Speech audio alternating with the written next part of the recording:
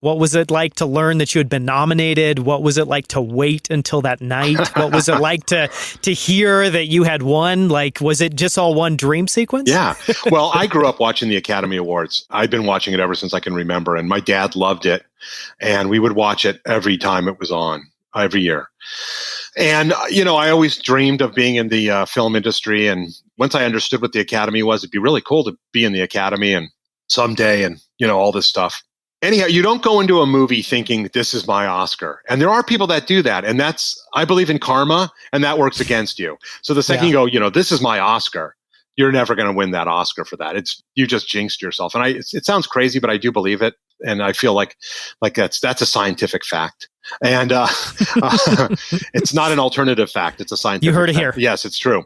So when we did Narnia, I never thought about that. I was just like, I think I did a great job and I had a best time ever. So when I heard, hey, your movie's being considered for an Academy Award or, for best makeup, it could be a contender. I'm like, wow, that would be amazing. Like that would be a dream come true. But, that's cool. It's gravy, on top of I got to do a cool movie and I made a good living and I had the best time and I'm proud of what I did. So that's the payment, that's the payoff.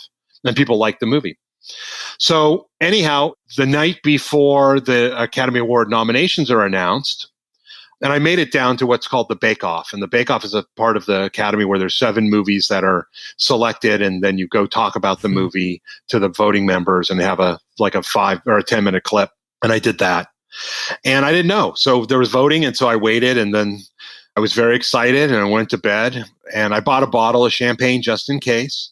And so I woke up in the morning and, when you turn the TV on, they don't announce and best makeup is, because they want to talk about everything else. So I was like, God, I don't know. I wonder. And then I got a phone call at 6:30 in the morning, and it was Mark Johnson, who was the producer on the film. And he said, hey, Howard. I went, hey, Mark. Well, congratulations. You've been nominated for an Oscar. And I was like, oh my God. And I was out of my mind. And I told my kids, and I got the bottle out and I popped the bottle. I still have the bottle and the cork. And I drank it all, and then somehow went to work and and was so excited. I got nominated for an Academy Award. It's like my dream come true. One of my many dreams. But I never expected it, though. Nor did I think I deserved it, but I think I earned it. I don't believe anybody deserves anything, but people can earn something. And I felt the work I did had earned that recognition. So Tammy Lane and I are nominated. It's an amazing month. My friend Dave Anderson, who won an Oscar for Men in Black and Nutty Professor along with Rick Baker, called me, and we were nominated together. Like his movie Cinderella Man was nominated. I was nominated. Then Star Wars Revenge of the Sith or something was nominated. And Dave said, I have some advice for you, because Dave had already been nominated and won. He said, have fun and be drunk the whole time. Just drink the whole month. And I'm like, okay, I can do that. So anyhow, it was just a great thing. It was one wonderful thing after another. We got to go to the luncheon, which is amazing. We got to go to all these parties that the studio sent me on a publicity tour. They realized hey, Howard Berger's kind of a secret weapon, because he's not like a standard guy who just stands there and, yeah, we had a good time. It was really fun. We did a lot of stuff. Yeah. I'm there to entertain. I'm like, turn it on. Yeah. Here we go, everybody. So Disney started sending me around to South by Southwest to promote the film and do a bunch of things. It was really fun.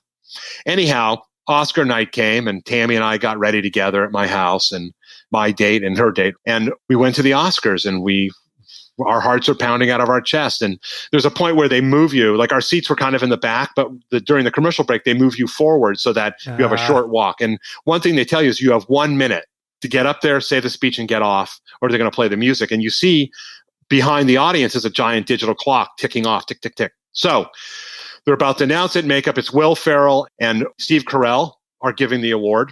Amazing. They've made themselves up. Haphazardly, and I think it's the funniest thing. And here are 2 of my favorite comedians giving this award. And so I'm sitting next to Tammy, and then they go, and the Oscar goes to Howard Berger, Tammy Lane, Chronicles of Narnia. And I grab Tammy and I pull up and say, come on, we got a minute.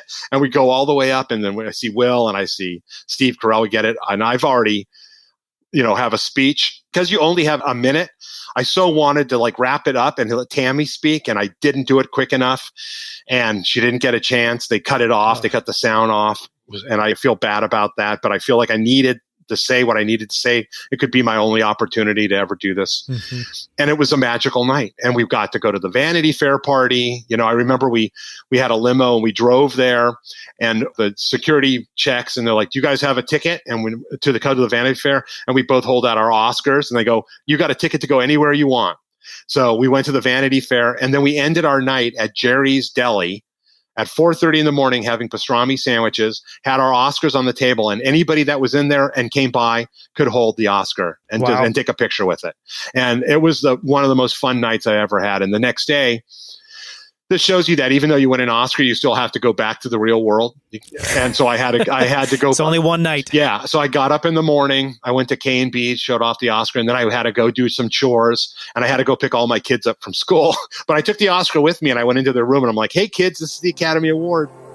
Subscribe to Outliers with Daniel Scrivner now in Apple Podcasts, Spotify, or wherever you like to listen to podcasts. And be the first to hear about new episodes and receive exclusive content by joining our newsletter at outliers.fm. I can't wait to help you level up and live your best life.